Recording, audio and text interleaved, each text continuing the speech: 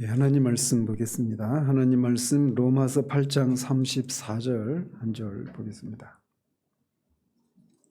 로마서 8장 34절 한 절입니다. 같이 읽겠습니다. 누가 정죄하리요? 죽으실 뿐 아니라 다시 살아나신 이는 그리스도 예수시니 그는 하나님 우편에 계신 자요 우리를 위하여 간구하시는 자신이라. 아멘. 예, 지난주에는 그리스도께서 하나님 보좌 우편에 앉아 계신다라고 하는 것, 그것이 우리가 정죄를 받지 않는다는 것과 어떻게 연관이 되는지를 살펴보았습니다. 또 그러면서 우편에 앉아 계시기 전에는 지상에 계셨기 때문에 우편에 앉아 계신다라고 하는 것은 승천을 전제하고 있는 것이어서 승천도 어떤 의미가 있는지를 같이 살펴보았습니다. 지난주에도 말씀드린 대로 사도는 우리 신자들이 그 무엇으로도 또 그 누구로부터도 결코 정죄를 받을 수 없는 근거에 대해서 점점 이렇게 더 강하고 확실한 것들을 소개하고 있다고 말씀드렸습니다. 그래서 그리스도의 죽으심, 그리고 부활, 하나님 우편에 앉아 계신 것, 이런 것들을 통해서 우리의 구원이 절대적으로 안전하다. 하나님이시라도 우리를 정죄하실 수 없다라고까지 말할 정도로 그렇게 우리의 구원의 확실함을 그런 죽으심과 부활과 하나님 우편에 앉아 계심을 통해서 우리에게 말해주고 있단 말이에요. 그래서 그것만으로도 우리가 확신을 갖는데 충분한 힘을 주고 있단 말입니다. 그럼에도 불구하고 오늘부터 이제 다음 주나 아니면 그 다음 주 한 번 더 할까 싶은데, 그리스도가 하나님 우편에서 우리를 위해서 중보하신다라고 하는 이것이 신자들에게 가장 큰 확신을 준다라는 겁니다. 우리는 지금까지 그리스도께서 죽으시고 부활하시고 하나님 우편에 앉아 계신다는 사실이 우리의 구원에 있어서 필요한 모든 것들을 다 해결해 주었다라고 하는 것을 살펴왔습니다.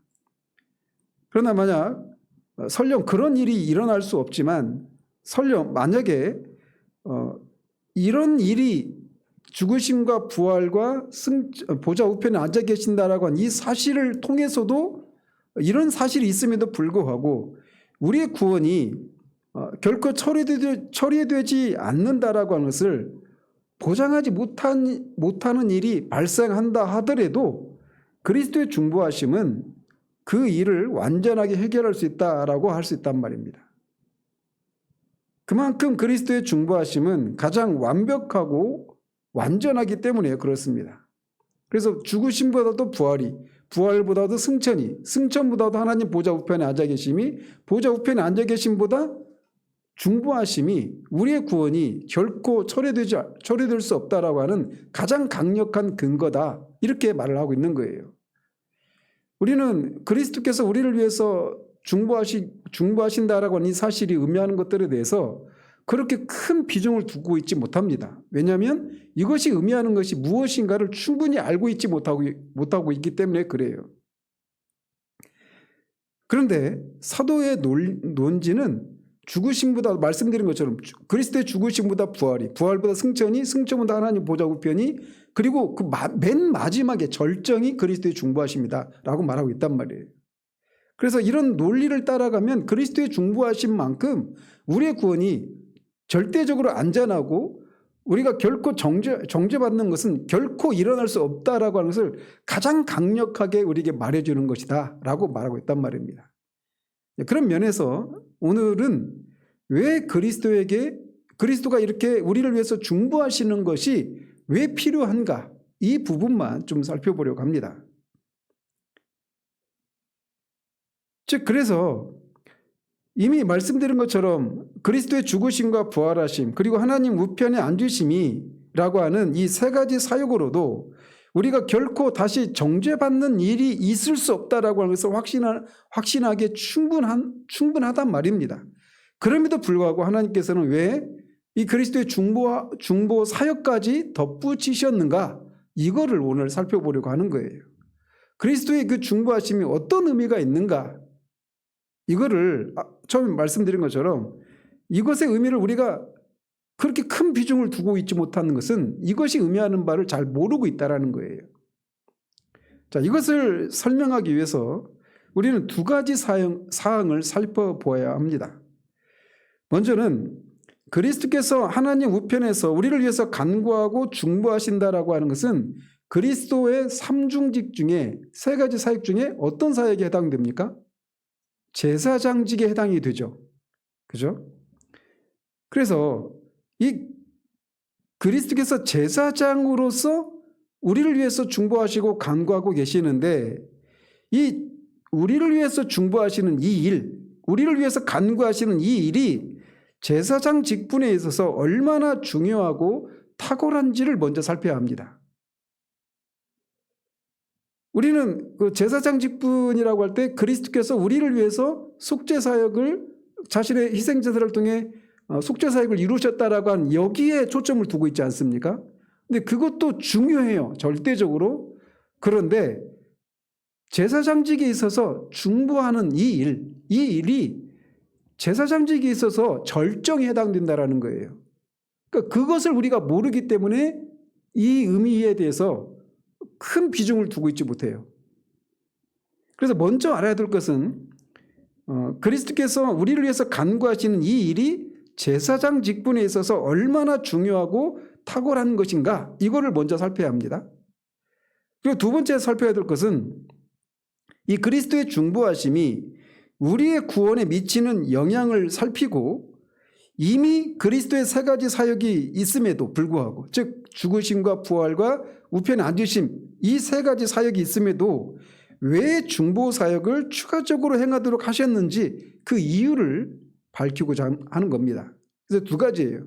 중보하는 일이 제사장직에 있어서 얼마나 중요하고 탁월한 일인가, 그리고 하나님은 이미 그리스도의 이 세 가지 일들을 통해서도 우리의 구원을 확신하기에 충분한 근거를 제시하고 계시는데 왜 여기에다가 중보 사역을 추가하고 있는가, 이 두 가지 의미를 살펴보고자 하는 겁니다. 그래서 먼저 우리를 위해서 간구하시는 그리스도의 중보 사역이 그리스도의 제사장 직분에 있어서 얼마나 중대하고 필수적이고 탁월한 것인가에 대해서 살펴보고자 합니다. 그리스도께서는 지금 하나님 우편에서 우리를 간구하고 계신다라고 말하고 있는데, 이것은 그리스도의 제사장 직무 가운데 하나에 해당합니다. 그리고 지난주에 우리가 말씀드린 대로 그리스도께서 승천하셨잖아요. 하나님 우편 앉아 계시기 전에 먼저 승천하셨잖아요. 승천하셔서 하나님 우편 앉아 계시는 건데, 그 사실에 대해서 히브리서 6장 20절에서는 그리로 앞서 가신 예수께서 멜기세덱의 반차를 따라 영원히 대제사장이 되어 우리를 위하여 들어가셨느니라 라고 말합니다. 그래서 우리가 지난주에는 앞에 부분을 살폈어요. 그리스도께서 승천하신 것은 우리가 거할 처소를 마련하기 위한 선발대로서 예인선의 그런 역할로 그렇게 들어가신 것이다, 이런 의미를 말씀드렸죠. 그래서 머리가 되시는 그분이 들어가셨기 때문에 몸된 우리도 그분과 함께 거기에 앉혀 있다, 이렇게 말할 수 있다라고까지 하는 사실을 말씀드렸단 말이에요. 자, 그런데 예수님이 이렇게 승천하신 것은 우리 천국에 우리의 있을 처소를 예비하기 위한 선발대로서 들어가신 이런 의미도 있어요. 그런데 뿐만 아니라 이 히브리서 6장 20절 하반절에서 말하고 있는 것처럼 그분은 제사장의 자격으로도 그리로 앞서 들어가셨다, 천국으로 앞서 들어가셨다라고 말하고 있다는 겁니다. 그리고 히브리서 6장 20절에 그리로 앞서 가신 예수께서, 즉 천국으로 앞서 가신 예수께서 멜기세덱의 반차를 따라 영원히 대제사장이 되어 우리를 위하여 들어가셨느니라 라고 말하고 있어요. 그러니까 예수님이 그렇게 승천하신 것은 우리를 위한 영원한 대제사장이 되시기 위해서 들어가셨다, 이렇게 말하고 있단 말이에요. 그러면 그 사실은 우리가 질문을 하게 되는 거예요. 예수님이 그렇게 승천하셔서 하나님 보좌 우편에 앉아 계셔서 우리를 위해서 간구하시는 이 일이 영원한 대제사장이 되시기 위해서 들어가셨다, 이렇게 말하고 있단 말이에요. 그러면 그런 일이 안 일어나면 그분은 우리에게 영원한 대제사장이 안 되는 것인가, 이렇게 질문할 수 있죠. 오늘 살펴보고자 하는 것이 바로 이 부분입니다. 승천하셔서 하나님 우편에 앉아 계신 그리스도는 왕으로서 만물을 다스리시고 통치하고 계십니다. 그래서 그 세 가지 직분 중에 왕직을 행사하고 계셔요. 그런데 성경은 그리스도께서 그 하나님 우편에서 제사장의 자격으로도 거기에 앉아 있다라고 말하고 있단 말이에요. 그래서 히브리서 8장 1절에서 지금 우리가 하는 말의 요점은 이러한 대제사장이 우리에게 있다는 것이라. 그는 하늘에서 지극히 크신 이의 보좌 우편에 앉으셨으니 라고 말합니다. 그래서 지난주에 살핀 것처럼 우편은 주권적인 통치와 다스림을 상징한다고 말씀드렸는데, 그래서 왕으로서 지금 우주 만물을 지금 통치하고 계셔요, 주님이. 그런데 히브리서 기자는 여기에다가 한 가지 의미를 더 추가하고 있어요. 즉 우편에 앉아 계신 것이 제사장으로서의 자격, 특별히 대제사장의 자격으로도 지금 우편에 앉아 계신다, 이렇게 말하고 있는 겁니다. 왕으로서도 우편에 앉아 계실 뿐만 아니라 대제사장으로서도 하나님 우편에 앉아 계시다, 이렇게 말하고 있단 말이에요. 8장 1절에서. 이것이 뭘 의미하는지를 이제 살펴보려면 구약에서 예수 그리스도를 예표하는 구약의 제사제도에 대해서 특별히 대제사장들이 드리는 제사나 그들이 하는 일과 연관시켜서 보면 예수님이 우편에 앉아 계셔서 우리를 위해서 중보하신 이 일이 얼마나 중요한 일인가를 우리가 알 수 있게 됩니다. 그래서 구약 성경을 보면 오직 대제사장만이 수행할 수 있는 두 가지 직무가 있었습니다.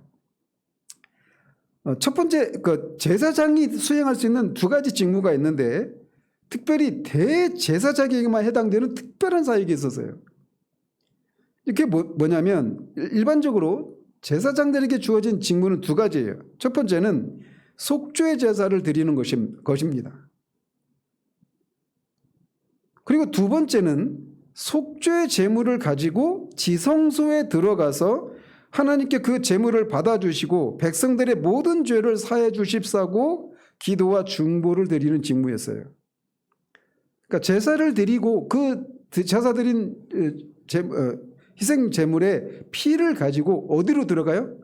지성소에 들어가서 백성들의 죄를 사해 주실 것을 중보하는, 기도하는 이 일이 있단 말이에요. 이 두 가지 일은 구분된 일입니다.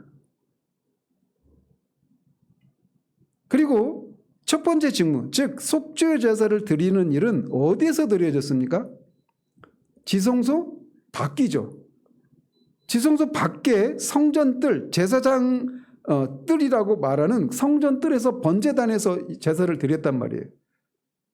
그리고 두 번째 직무, 즉 속죄 제물의 피를 가지고 백성들의 죄를 사해 주실 것을 중보하는 일은 어디에서 이루어졌습니까? 지성소 안에서만 이루어진 일입니다. 특별히 레위기 16장 11절 15절 16절에 보면 지성소에 들어가는 대제사장의 직무에 관한 상세한 법이 기록되어 있습니다. 그런데 대제사장이 아무 때나 지성소에 들어갑니까? 아니죠. 언제 들어갑니까? 1년에 한 차례, 7째 달 첫째 날인 대속죄일 그날에만 지성소에 들어가는 유일한 날입니다. 그래서 거기 보면 대제사장은 먼저 지성소 밖에서, 즉 성전 뜰에서 먼저 자기 자신과 백성들을 위해서 속죄 제물을 드리는 일을 먼저 해야 됩니다. 그것이 일어나기 전까지는 결코 지성소에 들어갈 수가 없어요. 그러니까 지성소 들어가기 전에는 반드시 자신과 백성들의 죄를 위한 속죄 제사가 먼저 드려져야 돼요. 지성소 밖에서. 그리고 그렇게 속죄 제물을 드린 다음에는 반드시 그 제물의 피를 가지고 지성소에 들어가야 했습니다. 그리고 지성소 안에 보면 뭐가 있어요? 속죄소가 있죠. 법궤라고도 하고, 법궤 그 뚜껑을 언약궤라고 하고, 그 언약궤 위에 하나님의 은혜가 임한다고 해서 시은좌 이렇게도 부르죠. 그래서 증거궤 뚜껑에 해당되는 속죄소 또는 시온좌 위에 그 속죄를 드렸던 짐승의 피를 뿌려야만 했습니다. 또 이때 짐승의 피와 함께 가지고 가는 것이 또 있었는데 그게 뭐냐면 향기로운 향을 가지고 들어가서 속죄서 위에 분향을 해서 그 향의 연기가 속죄서 위를 덮도록 했습니다. 자, 이것에 대해서 히브리서 13장 11절에서는 이렇게 요약을 합니다. 이는 죄를 위한 짐승의 피는 대제사장이 가지고 성소에 들어가고, 여기서 성소는 지성소를 가리켜요. 성소에 들어가고 그 육체는 영문 밖에서 불사름이라, 이렇게 요약을 하고 있습니다. 자, 이렇게 대제사장이 성소에서 짐승을 제물로 바치고, 그러니까 지성소 밖에 있는 그 성전들, 거기에서 짐승을 제물로 바치고 그 짐승의 피를 가지고 지성소에 들어감으로써 비로소 속죄가 이루어지게 되어 있었어요.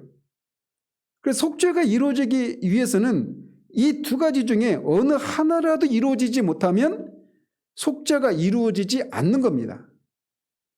그러니까 지성소 밖에서 속죄 제사를 드리는 일이 없이, 짐승의 피가 없이는 지성소에 들어갈 수 없어요. 그래서 그 일이 먼저 있어야 됩니다. 그런데 짐승의 피를 가지고 지성소에 들어가는 일이 없으면 속죄가 완성이 안 되는 거예요. 우리는 이 두 가지가 뭘 연상하는지 아시겠습니까? 그런데 우리가 알다시피 구약의 이런 제사제도는 장차 그리스도께서 대제사장으로서 하늘에서 행하실 일들을 예표하는 그림자였습니다. 그래서 히브리서 기자는 9장 23절에서 이 지상에 있는 구약의 이 제사제도를 가리켜서 하늘에 있는 것들의 모형이라고 불렀습니다. 그러면서 24절에서 뭐라고 말하느냐? 그리스도께서는 참것의 그림자인 손으로 만든 성소에 들어가지 아니하시고 바로 그 하늘에 들어가사 이제 우리를 위하여 하나님 앞에 나타나시고 라고 말하면서 그리스도의 제사장 직분에 대해서 설명하고 있습니다. 그러니까 그 피를 가지고 예수님이 손으로 지은 지성소로 들어가는 것이 아니라 손으로 지은 것이 아닌 참 성소인 하늘에 들어가셔서 그 피를 가지고 하나님 앞에 나타나셨다라고 말하고 있어요. 따라서 구약의 대제사장이 수행하는 두 가지 중요한 직무가 예표하는 것처럼 그리스도의 제사장 직분에도 두 가지 독특한 요소가 있다라고 하는 것을 알아야 합니다. 첫 번째 요소는 잘 알다시피 속죄 제사를 드리는 거죠. 그런데 구약의 대제사장은 짐승을 속죄 제물로 드렸는데 그리스도께서는 자기 자신을 속죄 제물로 드렸다는 것에서 독특하다고 할 수가 있습니다. 그래서 히브리서 9장 29절에서 이렇게 말을 합니다. 그리스도께서 자기를 단번에 제사로 드려 죽으셨다라고 말하고 있습니다. 그리고 대제사장이 속죄 제물을 드리는 장소는 지성소 밖 성전 뜰이었던 것처럼 그리스도께서는 예루살렘 성 밖에서 십자가에 못 박혀 죽으셨습니다. 그래서 히브리서 13장 12절에서는 그러므로 예수도 자기 피로서 백성을 거룩하게 하려고 성문 밖에서 고난을 받으셨느니라 라고 말하고 있어요. 이렇게 그리스도는 영문 밖에서 자기 자신을 속죄 제물로 드리는 제사장의 직무를 수행하셨습니다. 자, 이 일은 구약의 대제사장이 속죄일에 백성들의 죄를 속하기 위한 속죄 제사를 지성소 밖에서 제사를 드리는 것과 매치가 되는 거예요. 아시겠죠? 자, 그래서 대제사장이 그렇게 속죄 제사를 드린다면 어떻게 해야 됩니까? 그 피를 가지고 지성소로 들어가야죠. 그래서 그리스도께서도 제사장으로서 두 번째 하신 일은 짐승의 피 대신에 자신의 피를 가지고 참된 지성소 곧 하늘에 들어가셔서 하나님 앞에 나타나시고 또한 그의 피의 공로를 의지해서 하나님께 간구하시는 겁니다. 그러니까 대제사장이 그 피를 가지고 지성소에 들어가서 그 피를 시온 자에 뿌리면서 백성들의 죄를 용서해 주실 것을 사해 주실 것을 기도하는 것처럼 이제 예수님이 자기 피를 가지고 하나님 앞에 나타나셔서 그 피를 근거로 백성들의 죄를 사해 주실 것을 저와 여러분들의 죄를 사해 주실 것을 간구하시는 일을 하고 있단 말이에요. 그러니까 예수님이 하늘에 올라가셔서 하나님 보좌 우편에 앉으셔서 우리를 위해서 간구하시는 일은 구원받은 우리가 그냥 우리의 구원을 잃어버리지 않도록 우리가 겪는 이런저런 어려움들을 변호하기 위한 그런 이런 차원에서의 의미, 끝나는 것이 아니라는 거예요. 이것을 모르고 있기 때문에, 이 의미를 모르고 있기 때문에 우리가 그리스도가 우리를 위해서 지금도 간구하신다라고 하는 것의 그 중요성을 잘 모르고 있단 말이죠. 자, 그리고 앞에서 제가 그 레위기 16장에서 대제사장이 이렇게 지성소에 들어갈 때 짐승의 피와 함께 뭘 또 가지고 간다고 그랬습니까? 향을 가지고 간다고 그랬죠. 향을. 그래서 속죄소 위에 분향하도록 했다라고 말하고 있는데, 이 향이 의미하는 것이 그리스도께서 하나님께 우리를 위해서 간구하시는 것을 나타내는 겁니다. 그것도 예표하는 거예요. 특별히 요한계시록 8장 3절에 보면 지성소에 피워지는 향의 연기를 상징하는 장면이 나옵니다. 또 다른 천사가 와서 제단 곁에 서서 금 향로를 가지고 많은 향을 받았으니 이는 모든 성도의 기도와 합하여 보좌 앞 금 제단에 드리고자 함이라. 그래서 이 말씀에서 천사는 그리스도를 상징하고 많은 향은 그리스도께서 하늘에서 드리시는 모든 간구를 의미합니다.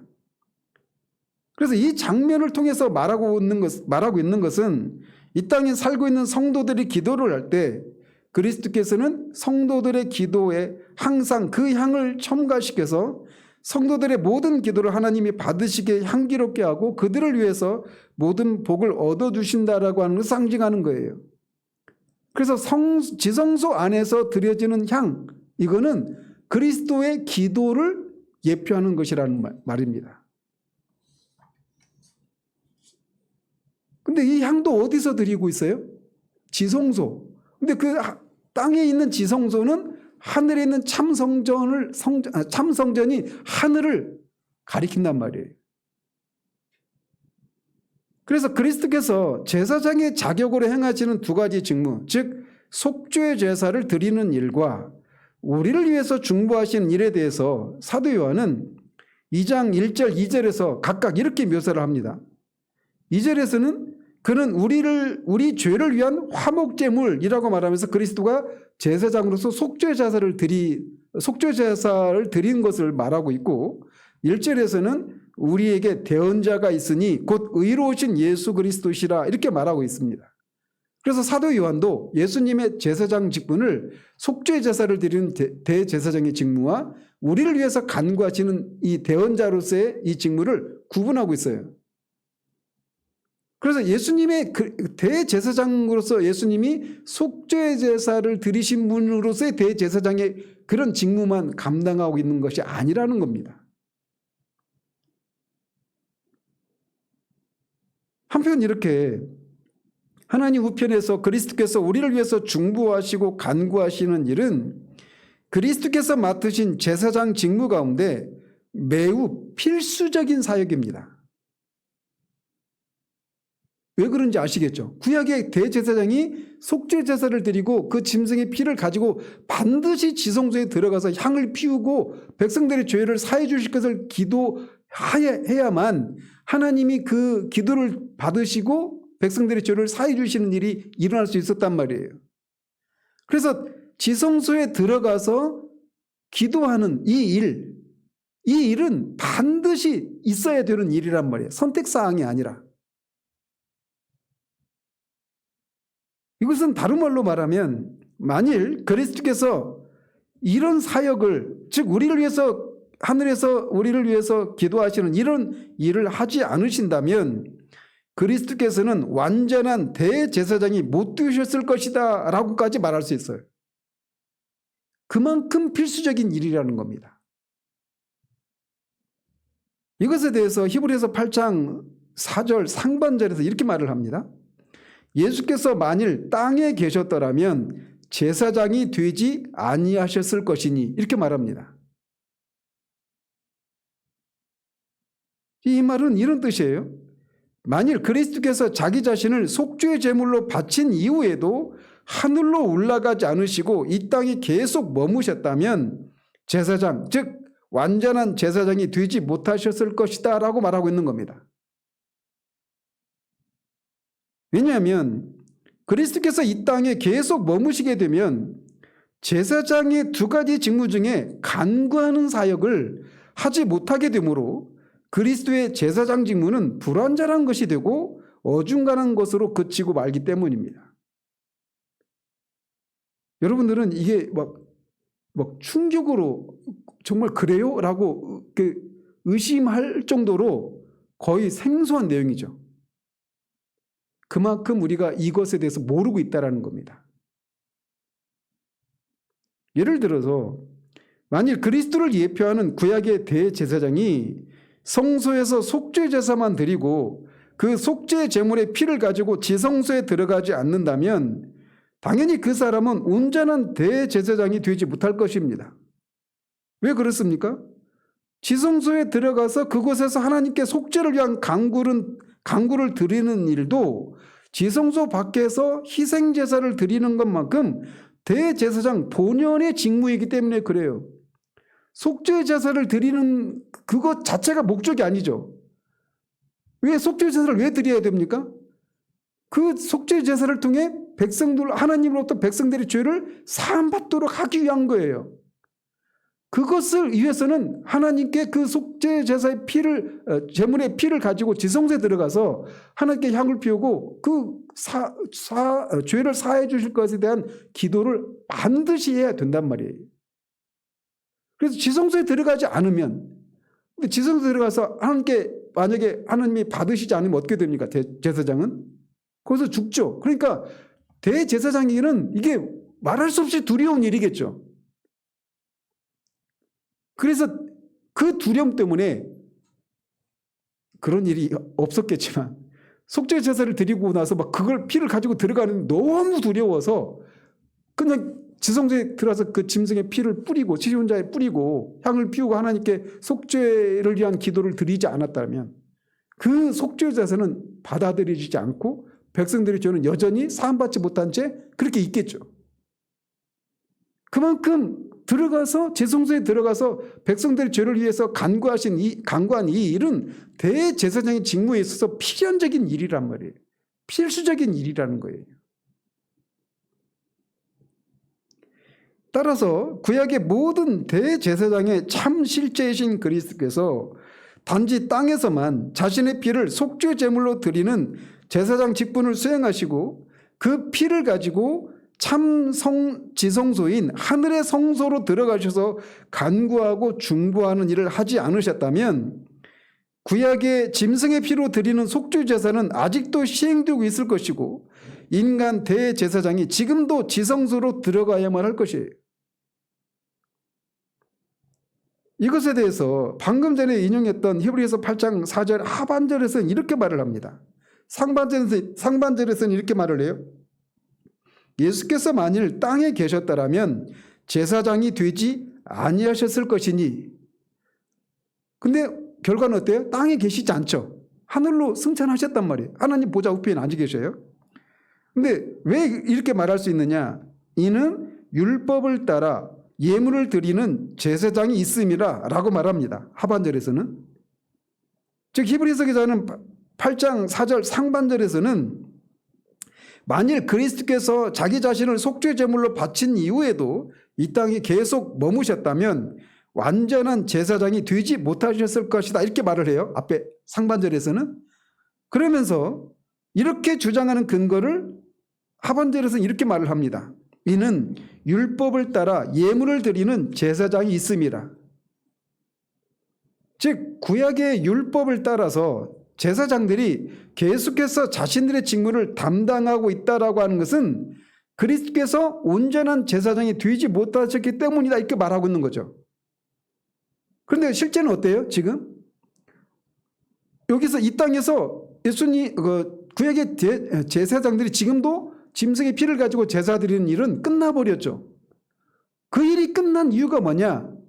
그 제사장들이 예표하는 이 일이 성취되고 예수님이 실제로 이 땅에 속죄제사를 드린 후에 지성소가 예표하는 참성소인 하늘로 들어가셔서 백성들의 죄를 위해서 간구하시는 일을 하고 계시기 때문에 이 땅에서 더 이상 그 구약의 제사 제도가 필요 없게 된 겁니다.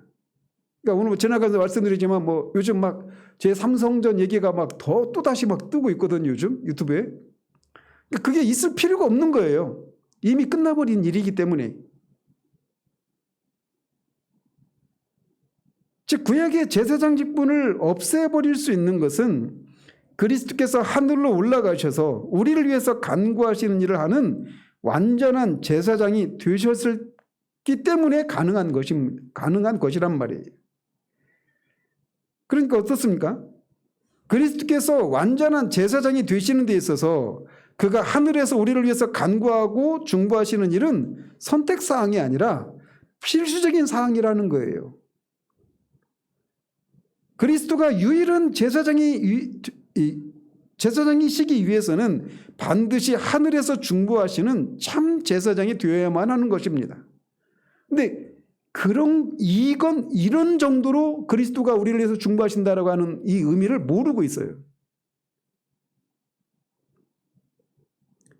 자, 이렇게 그리스도께서 하늘에서 우리를 위해서 중보하시는 일은 그리스도의 제사장 직무 중에 필수적인 일일 뿐만 아니라 그리스도의 제사장 직분 중에서 절정이고 최고봉이다라고 할 수가 있는 겁니다. 이것을 설명하기 위해서 우리는 그리스도에 대한 상징으로 존재했던 제사장 직분의 두 반차, 아론과 멜기세덱의 반차를 통해 이것을 설명할 수가 있습니다. 우리가 알다시피 대제사장만 1년에 단 한 차례 지성소에 들어갈 수 있었어요. 그리고 이스라엘의 최초의 대제사장이 누굽니까? 아론이었죠. 그리고 아론의 후손 중에서만 대제사장의 직분을 감당할 수 있었습니다. 그런데 이 아론과 그의 후손들이 담당했던 대제사장의 직분에서도 가장 절정은 그들이 지성소에 들어가서 속죄 사역을 감당하는 일이었다라고 할 수 있습니다. 왜 그 일이 대제사장의 직분에서 절정이라고 할 수 있느냐? 이유가 하나입니다. 지성소에 들어가느냐 들어가지 못하느냐는 일반 제사장과 대제사장을 구분짓는 기준이었기 때문이에요. 오직 대제사장만이 지성소에 들어갈 수 있었습니다. 그리고 이 사실, 지성소에 들어갈 수 있다라고 하는 이 사실은 대제사장에게 있어서 최고의 명예였고 그들에게만 주어진 특권이었습니다. 지성소 밖에서 속죄 제물을 드리는 것은 대제사장뿐 아니라 일반 제사장들도 할 수 있는 일이었습니다.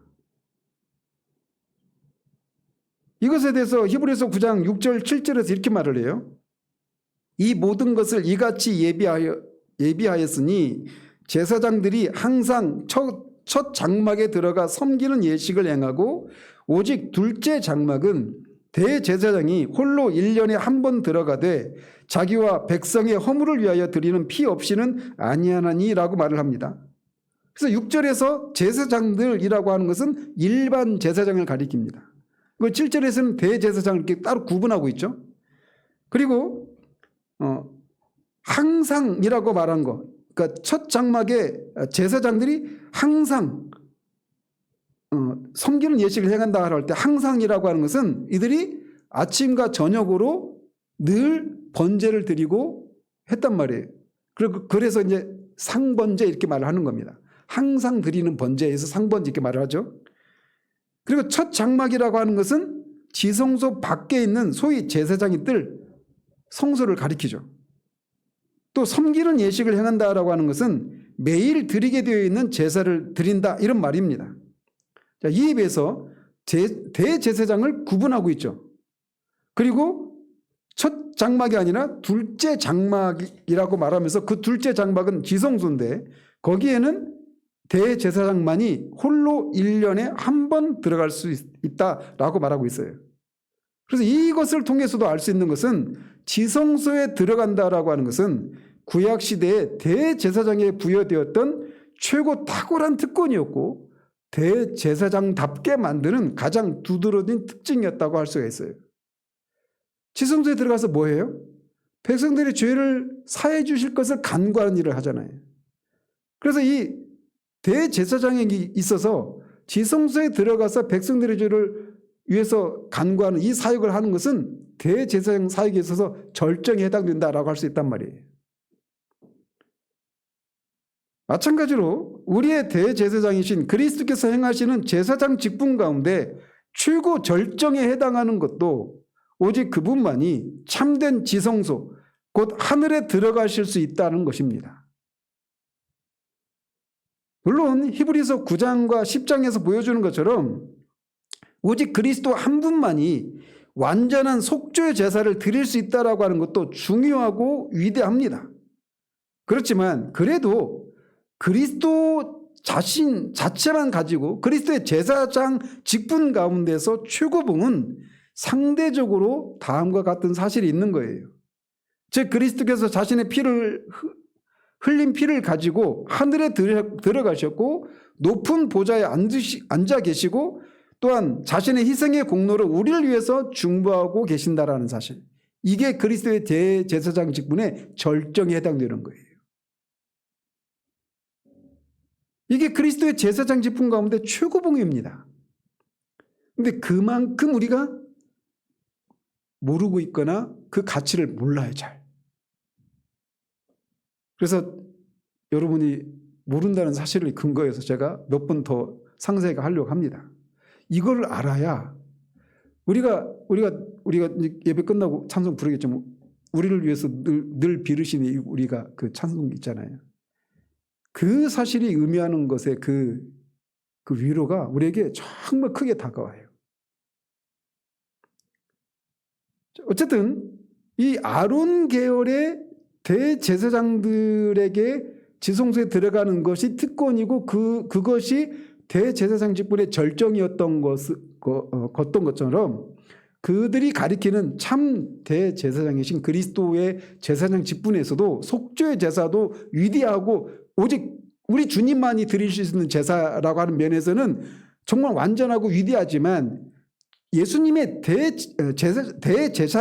제사장으로서의 직무 중에 특별히 우리를 위해서 간구하신 이것이 그 제사장 직분의 절정이라는 거예요. 아론 계열의 이 대제사장 반차를 통해서 우리가 그 사실을 확인할 수 있단 말입니다. 그리고 두 번째로 그리스도의 제사장 직분 가운데서 최고봉이 하늘에서 우리를 위해서 중보하는 것이라고 하는 것은 아론에 이어서 멜기세덱의 제사장 직분을 통해서도 알 수가 있습니다. 히브리서 기자는 7장에서 멜기세덱은 그리스도의 예표였다고 말을 하는데 이것이 의미하는 것은 그리스도께서 이 땅에서 자신을 속죄 제물로 드린 일과 관련해서 예표하고 있다라고 말하고 있지 않아요. 그것이 아니라 그리스도께서 하늘에서 항상 행하시는 중보 사역과 관련해서 멜기세덱이 그리스도의 예표였다 이렇게 말하고 있습니다. 그렇게 말할 수 있는 증거가 뭐냐면 히브리서 7장 3절에 보면 멜기세덱에서 묘사하기를 이렇게 말을 합니다. 아버지도 없고 어머니도 없고 족보도 없고 시작한 날도 없고 생명의 끝도 없어. 멜기세덱이 하나님의 아들과 닮아서 항상 제사장으로 있느니라 이렇게 말합니다. 그러니까 멜기세덱이 그 출처가 없어요. 아버지도 없고 어머니도 없고 시작한 날도 없고 생명의 끝도 없어요. 그러니까 알파와 오메가, 우리 주님 알파와 오메가라고 하시잖아요. 그러니까 그리고 그것뿐만 아니라 그 하나님의 아들과 그런 면에서 닮았는데 멜기세덱이 어떻게 뭘로써 있다고 하느냐면 항상 제사장으로 있느니라 이렇게 말하고 있어요. 그런데 여기서 멜기세덱이 항상 제사장으로 있다라고 하는 이 말은 그리스도께서 하늘에서 우리를 위해서 항상 중보하시는 것을 예표하는 표현입니다. 뿐만 아니라 항상이라고 하는 거니까 단번에 드려진 그 속죄 제사를 가리키는 게 아니잖아요. 그죠? 뿐만 아니라 우리는 이미 지난주에 하나님께서 그리스도를 자신의 우편에 앉히시면서 내가 우리 그리스도에게 이렇게 말씀하셨다는 사실을 살폈잖아요. 내가 네 원수들로 내 발판이 되게 하기까지 너는 내 오른쪽에 앉아있으라 이렇게 말씀하셨어요. 그러면서 하나님은 그리스도를 향해서 너는 멜기세덱의 반차를 따라 영원한 제사장이라 이렇게 말씀하셨습니다. 그러니까 하나님 보좌 우편에 앉으신 예수님에게 너는 멜기세덱의 반차를 따라 영원한 제사장이다 이렇게 말하고 있는 거예요. 그래서 여기서도 멜기세덱의 제사장직을 속죄 제사와 연관해서 말하지 않고 중보하는 것과 관련해서 우편에 앉아 계신 그 일과 관련해서 말하고 있단 말이에요.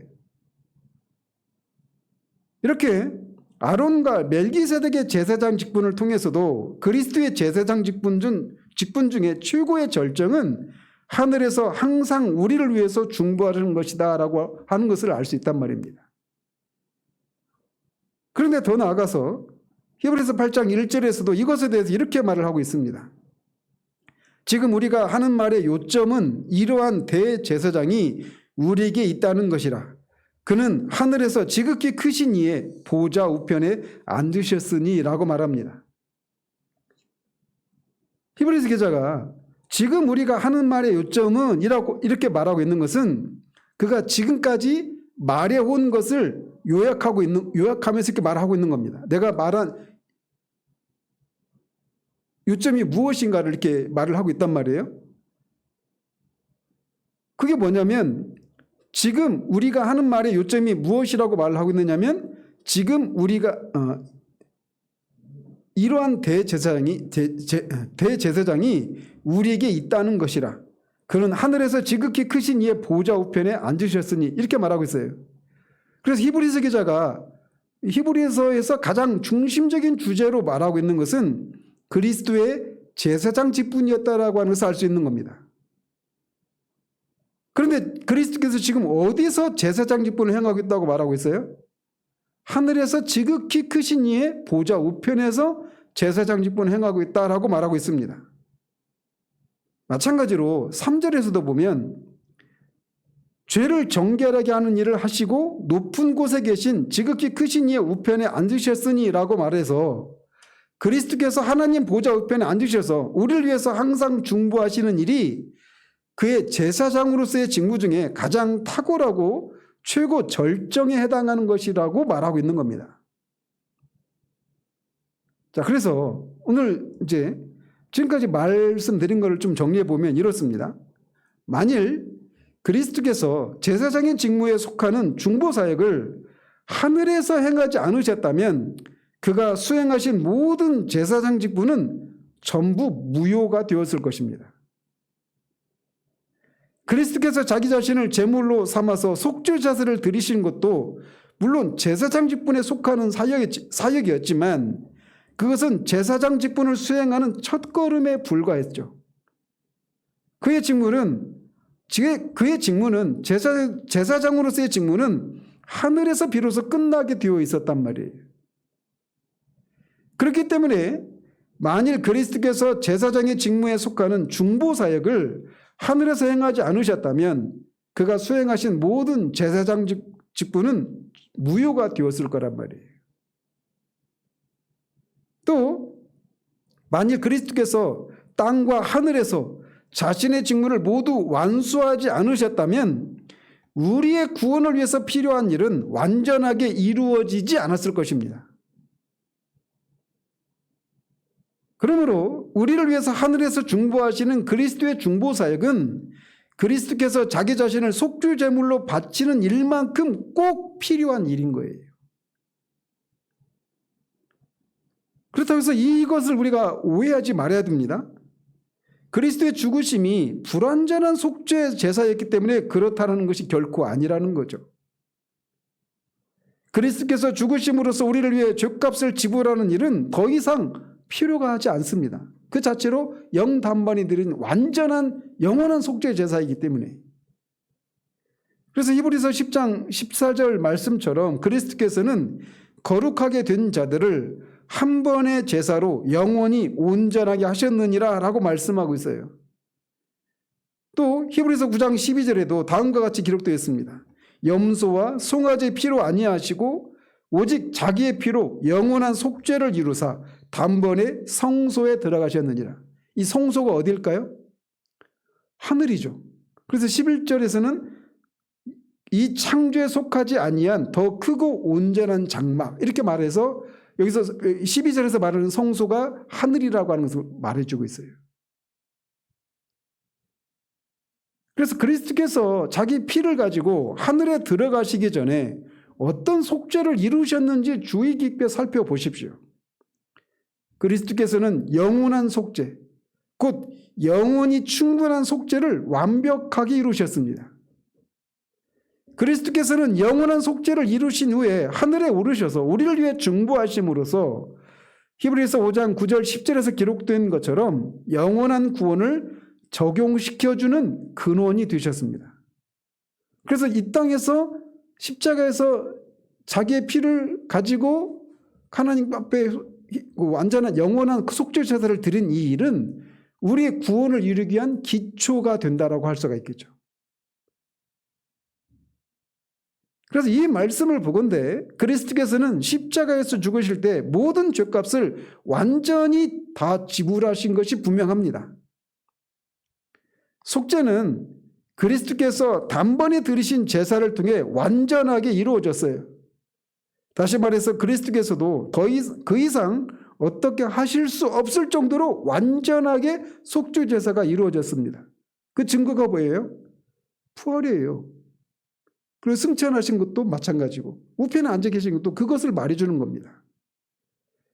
그래서 그리스도의 속죄 제사, 즉 구약의 대제사장이 제사에서 말하고 있는 지성소 밖에서 속죄 제사를 드린 이 일을 이것이 예표하는 예수님의 영원한 속죄 제사는 완전하게 완벽하게 우리의 죄값을 치르기에 필요한 모든 것을 다 치르는 완전한 희생 제사예요. 그래서 그분은 이 땅에서 대제사장으로서 하셔야 될 직무를 완벽하게 이루신 것입니다. 그럼에도 불구하고 이처럼 그리스도께서 자기 자신을 제물로 드린 사역 이외에 하나님께서는 우리를 위한 중보 사역을 첨가하지 않으셨다면 그리스도의 죽으심으로 말미암아 이루어진 우리의 구원은 완성되지 않을 것이에요. 왜 그렇습니까? 말씀드린 대로 그리스도께서 하늘에서 우리를 위해서 중보하시는 일은 그가 완전한 제사장이 되시는 일에 선택사항이 아니라 필수사항이기 때문에 그렇습니다. 그렇기 때문에 만약 하나님께서 그리스도께서 이 땅에 자기 자신을 속죄제물로 드린 일 이외에 하늘에서의 중보사역을 첨가하시지 않으신다면 그리스도의 제사장 직분은 불완전한 것이 될 거예요. 따라서 만일 그리스도의 제사장 직분이 불완전하다면 우리의 구원 역시 불완전할 수밖에 없게 됩니다. 그렇기 때문에 하나님은 이미 완전한 속죄 사역 위에 이 중보 사역을 첨가시키고 있는 거예요. 따라서 그리스도께서 하늘에 올라가셔서 자신이 이 땅에서 드린 속죄 제물을 하나님 앞에 보여드리는 것은 그리스도의 제사장 직분 가운데서 절정과 극지였고 그리스도께서 우리를 위해서 하늘에서 중보하시는 이 중보 사역은 그리스도의 제사장 직분을 완성하는 사역인 겁니다. 그리고 이 중보 사역의 근거에서 우리에게 구원이 이루어지는 거예요. 그렇기 때문에 그리스도께서 하나님 우편에서 우리를 위해서 항상 중보하신다는 사실 그 자체는 우리의 구원에 있어서 필요한 모든 일이 모두 이루어졌다는 것을 말해주는 가장 강력한 증거가 되기 때문에 우리는 그 무엇으로도 정죄를 받을 수가 없는 겁니다. 만약에 예수님이 지상에서 우리의 구원을 위해서 필요한 모든 속죄 제사를 이루시지 않았다면 예수님은 부활도 못하셨고 승천도 못하셨고 하나님 보좌 우편에 앉아 계실 수도 없고 우편에서 우리를 위해서 중보하실 수도 없어요. 중보의 근거가 뭐예요? 자신이 우리를 위해서 이루신 그 속죄 제사의 근거에서 이것의 근거에서 우리의 구원을 위해서 중보하신단 말이에요. 그래서 그분이 우리를 위해서 지금 하나님 우편에서 중보하신다, 우리를 위해서 간구하신다라고 하는 것은 우리의 구원을 위해서 필요한 모든 일이 완전하게 이루어졌다라고 하는 것을 말해주는 강력한 증거가 된단 말이에요. 그리스도는 지금도 우리를 위해서 하나님의 우편에 앉으셔서 자신이 이 땅에서 드린 완전한 속죄 제사의 공로에 의지해서 중부하고 계십니다. 언제까지? 항상입니다. 주 늘 비시네. 그 찬송이 있죠. 주님은 지금도 항상 이 땅에 주님이 오셔서 세상을 심판하실 때까지 그 일을 하십니다. 그렇기 때문에 우리가 결코 우리가 정죄받는 일은 일어날 수가 없어요. 그 완전히 그 앞에 있었던 그 모든 것들을 다 무력화시켜 버리는 것이거든요. 정죄받는 일이 일어난다는 얘기는 무효가 되는 거예요. 근데 그런 일이 있을 수가 없잖아요. 그렇기 때문에 사도는 이것을 우리가 결코 정죄받을 수 없다는 사실을 그의 죽으심과 부활과 하나님 보좌 우편에 앉아 계심에 붙여서 그의 중보하심을 덧붙이고 있는 거예요. 이것이 어떤 방식으로 그 일들이 이루어지는가, 이 내용들은 다음 주에 살펴가도록 하겠습니다. 기도하겠습니다. 하나님 아버지, 주님이 우리를 위해서 하나님 우편에서 우리를 위해 간구하신다라고 하는 이 내용을 이 저녁에 살폈습니다. 예수님이 십자가에서 우리의 죄를 위해서 완전한 속죄 제사를 이루신 제사장으로서 이루신 그 완전한 속죄에 대해서는 우리가 많이 생각하지만 예수님이 제사장 직분의 절정이고 절정에 해당되는 최고봉에 해당되는 하나님 우편에서 우리를 위해서 간구하신다라고 한 이 내용은 우리가 상대적으로 모르거나 그 가치를, 그 중요성을 잘 모르는 경우들이 많습니다. 그러나 우리가 저녁에 살펴봤던 것처럼 제사장 직분은 속죄 제사와 속죄를 위해서 지성소에서 하나님께 속죄 제사의 근거에서 백성들의 죄를 사해 주시는 그 기도를 올려드리는 것에 그 절정이 있음을 구약의 제사가 말해주고 있는 것처럼 예수님의 사역, 제사장의 사역에 있어서도 우리를 위해서 간구하시는 이 일이 그분의 대제사장직의 절정에 해당되고 그것이 없으면 속죄 제사를 통해 이루신 것이 다 무효가 될 수 있을 만큼 그렇게 필수적인 일이라고 하는 사실들을 이 저녁에 살폈습니다. 따라 지금 우리 주님이 우리를 위해서 하나님 우편에서 우리를 위해서 간구하고 계시다라고 하는 그 사실은 우리의 구원이 얼마나 완전한지, 우리의 구원을 위해서 주님이 이루신 그 일이 얼마나 완벽하고 완전한지, 그렇기 때문에 우리가 결코 무엇으로도 누구로부터도 정죄를 받는 일이란 있을 수 없다라고 하는 이 사실을 우리가 살폈습니다. 우리를 위해서 지금도 간구하시는 그 주님의 그 간구가, 그 중보가 얼마나 강력하고 얼마나 근거가 있는 것이고 그것이 얼마나 효력을 발휘하는가를 더욱더 깊이 알아서 우리가 우리 자신을 살펴보며 우리의 구원을 의심하고 우리의 구원을 또 확신하는 그런 우리들이 아니라 우리 밖에서 하고 계신 또 하신 그 일을 근거로 우리의 구원의 근거를 찾고 그 안에서 안식을 누리는 우리 되기를 소원합니다. 예수 그리스도 이름으로 기도합니다. 아멘.